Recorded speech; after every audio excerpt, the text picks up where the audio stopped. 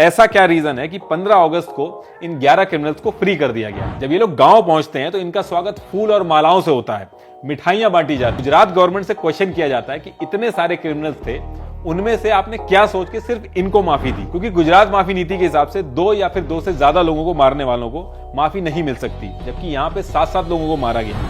इसमें एक clearly mention है कि रेप करने वालों को माफी नहीं मिल सकती। एफआईआर नंबर 59/2002 में जो टाइमिंग मेंशन करी थी सोम सिंह ने, उसकी डिटेल्स पुलिस जनरल डायरी से मैच ही नहीं हुई। जबकि इसी जून 2022 में हर एक स्टेट गवर्नमेंट को होम मिनिस्ट्री ने लेटर भेजा है कि इस बार किसी भी कीमत पे किसी भी रेपिस्ट को माफी नहीं मिलनी चाहिए।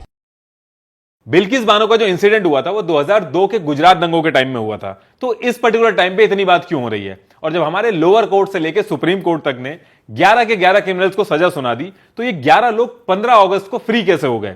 तो इसको समझने के लिए हमें थोड़ा सा पीछे जाना होगा। बिल्किस बानो जो कि 5 मंथ प्रेग्नेंट थी, ये गुजरात के दाहोद डिस्ट्रिक्ट में अपने हस्बैंड और 3.5 साल की बच्ची के साथ रहती थी।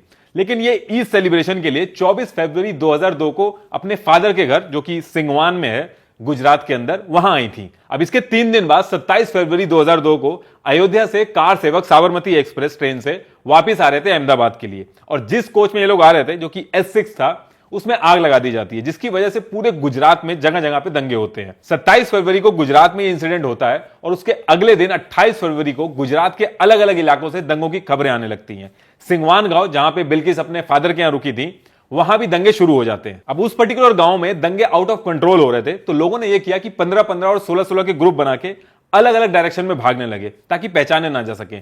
बिल्किस बानो का भी पूरा परिवार 3 ग्रुप में डिवाइड होकर अलग अलग डायरेक्शन में भागता है, जिसमें बिल्किस बानो अलग ग्रुप में, इनके हस्बैंड और भाई अलग ग्रुप में भागते हैं। बिल्किस बानो जिस ग्रुप में भागी थी अपना गांव छोड़ के, उसमें 16 लोग थे, जिसमें से इनकी मदर और इनकी 3.5 साल की बेटी इनके साथ में थी। ये लोग भागकर एक दिन वहां के जो एक्स MLA हैं मिस्टर दामोर, इनके घर रुकते हैं। उसके बाद ये लोग एक आदिवासी एरिया में रुकते हैं, जहां पे ये वहां के ट्रेडिशनल स्टाइल के कपड़े पहन लेते हैं ताकि इनकी पहचान ना हो पाए। लेकिन 3 मार्च को 25 से 30 लोग 2 व्हाइट कलर की जीप में हथियारों के साथ वहां पहुंच जाते हैं। इन लोगों को बिल्किस ऑलरेडी जानती थी, और बल्कि नाम से पहचानती थी, क्योंकि ये बिल्किस के गांव के ही थे जहां पे वो बचपन से रहती थी। अब इनके ग्रुप में से बाकी लोग तो भाग जाते हैं, लेकिन बिल्किस प्रेग्नेंट थी, इनकी बेटी छोटी थी और इनकी मदर काफी एज थी उनकी, तो ये लोग नहीं भाग पाते हैं। ऐसे करके 7 लोग उस जगह पे फंस जाते हैं। इन 25 से 30 लोगों में 12 लोग ऐसे थे जिन्होंने बिल्किस बानो और उनकी मदर के साथ रेप किया। बिल्किस की जो 3.5 साल की बेटी थी उसको मार दिया, और जो बचे हुए लोग थे जो भाग नहीं पाए थे, उनको भी ये लोग मार देते हैं।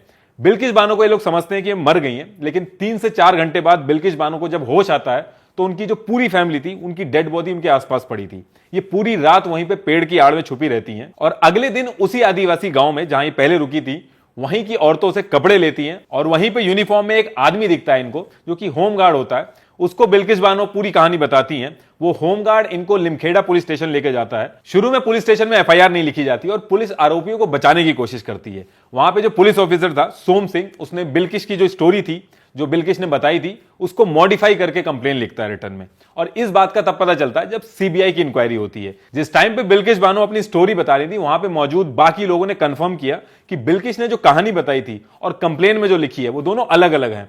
बिल्किस बानो पढ़ी लिखी नहीं थी, तो जो भी उन्होंने बोला वो कंप्लेन लिख दी उन्होंने और उसको मॉडिफाई कर दिया, और उसके बाद उनसे अंगूठा लगवा लिया गया। पुलिस ने तो यह भी कह दिया कि इस केस में दम नहीं है, और अपनी क्लोजर रिपोर्ट भी सबमिट कर दी। इसके बाद बिल्किस बानो को इकबाल रिलीफ कैंप में शिफ्ट कर दिया जाता है, और वहां पे वो अपनी सारी कहानी लोगों को बताती हैं।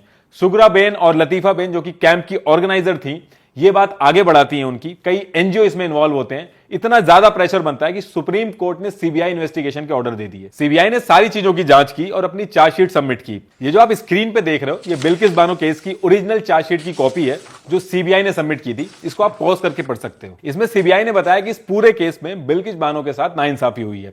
इस केस में पुलिस क्रिमिनल्स को शुरू से बचा रही थी, उनके नाम छुपा रही थी। अब जिन लोगों ने हमला किया था वो बिल्किस के गांव के ही थे।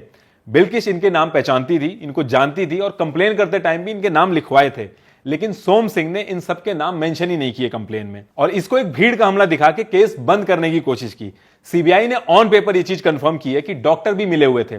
डॉक्टर ने बिल्किस बानो की रिपोर्ट गलत सबमिट की, और आगे चल के स्टेट फॉरेंसिक साइंस लेबोरेटरी, जो कि बड़ोदरा में है, उसने कंफर्म किया कि जो भी बिल्किस बानो ने बताया है वो सही है, रेप हुआ था। मेडिकल रिपोर्ट में इतनी जगह इंजरीज आई थी बिल्किस बानो के, इतनी सारी धाराएं लगाई थी सीबीआई ने, और इतने विटनेसेस के स्टेटमेंट सीबीआई ने सबमिट किए। इसमें पुलिस ने जो क्राइम हुआ था उसकी टाइमिंग भी गलत लिखी, ताकि जो क्रिमिनल्स हैं उनकी टाइमिंग से मैच ना हो।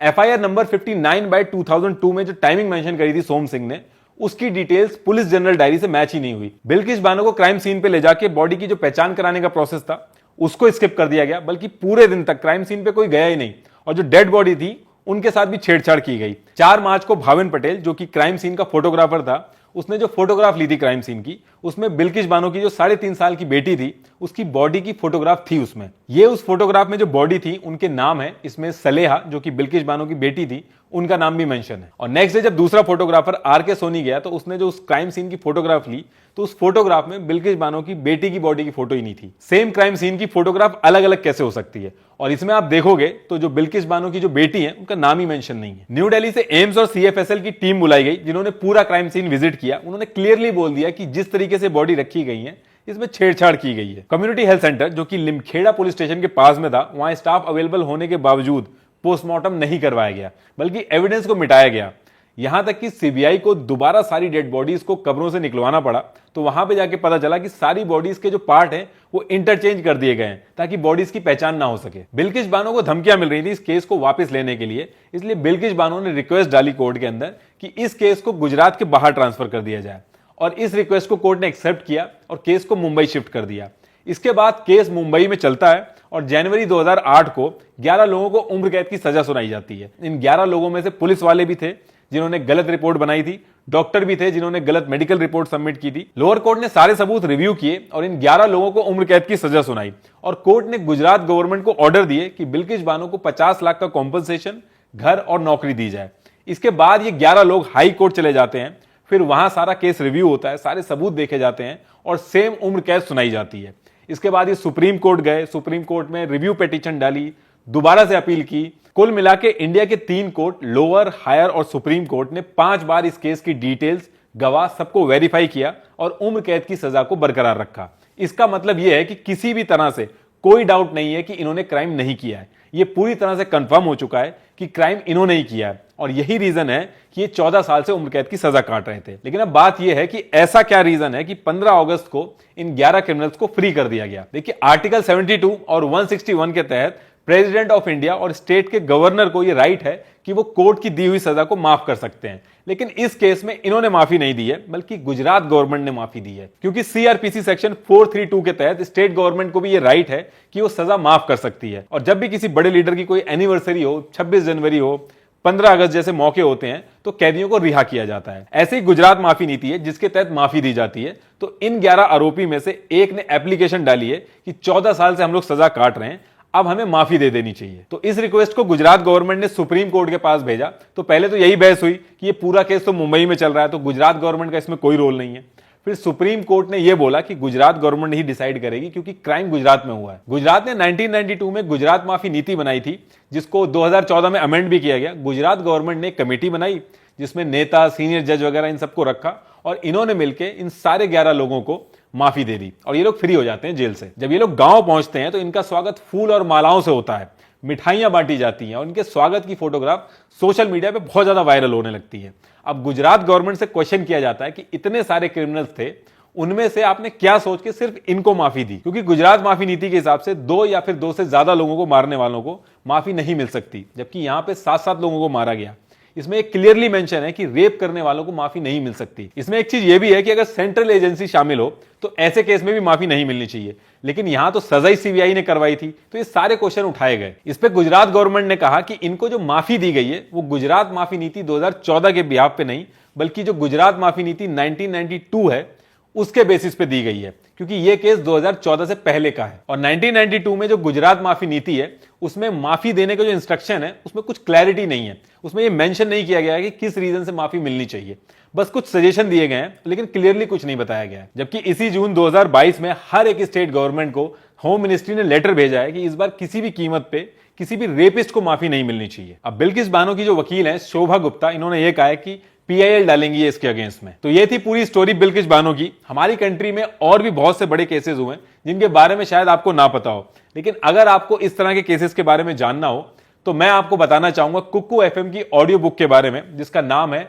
The cases that India forgot. इसमें कई पुराने और बड़े केसेस के बारे में बताया गया है जिन्होंने हमारे कॉन्स्टिट्यूशनल लॉ को भी चैलेंज कर दिया था। अब क्योंकि ये ऑडियो बुक है तो आप अपनी कन्वीनियंस के हिसाब से कहीं भी किसी भी टाइम आराम से इसको सुन सकते हो, क्योंकि इसको बुक की तरह लेके बैठने की जरूरत नहीं है। कुकू एफएम पर और भी अलग अलग जॉनर की ऑडियो बुक अवेलेबल है, जैसे कि बायोग्राफीज, कॉमेडी, क्राइम।